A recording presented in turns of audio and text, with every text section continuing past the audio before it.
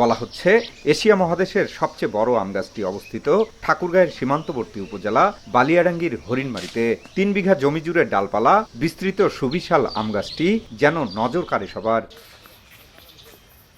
একটা সময় এই গ্রামটিকে না চিনলেও শুধুমাত্র একটি আম গাছের জন্য পরিচিতি পেয়েছিল বিশ্বব্যাপী, যা পাখির চোখেও দেখতে অপরূপ। গাছটি শুধু গ্রামটির পরিচিতি বাড়ায়নি, সমৃদ্ধ হয়েছে অর্থনৈতিকভাবেও। গাছের মালিক পক্ষের দাবি ২৩০ বছর বয়স এই সূর্যপুরী জাতের আম গাছটির। গাছটির বয়স যত বাড়ছে ততই বিস্তৃত হচ্ছে ডালপালা, যা দেখলে চোখ জুড়িয়ে যায়। অন্যান্য বছরের মতো এবারেও পুরো গাছে থোকা থোকা আমে ভরে উঠেছে। আর ফল ভর্তি গাছ দেখতে প্রতিদিনই ভিড় করছেন দূর দূরান্তের মানুষ। ছড়িয়ে থাকা গাছের ডালে বসে নানা রকম খুনসুটি ও মোবাইলে ফ্রেমবন্দিতে ব্যস্ত হয়ে ওঠেন অনেকে। গাছটি দেখতে এসে অনুভূতির কথা জানান দর্শনার্থীরা।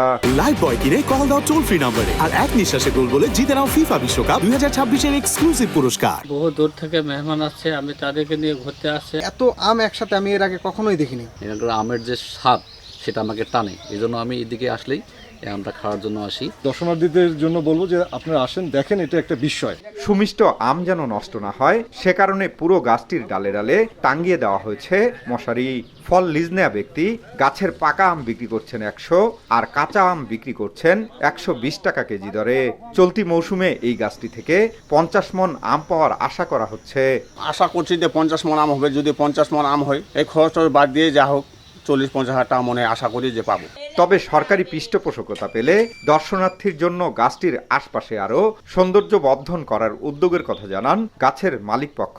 গাছটি আমার বাবার দাদা হাতে লাগানো। আমাদের সরকারের কাছে এই আবেদন যে আমাদের একটু যদি সহযোগিতা করতো, আমরা আরও কিছু দেশ বিদেশ থেকে যে লোক আসে বসার বা জায়গায় কোনো দেখার মতো জিনিস যদি একটু সহযোগিতা করতো, তাহলে আমরা আরও একটু লাভবান হতো।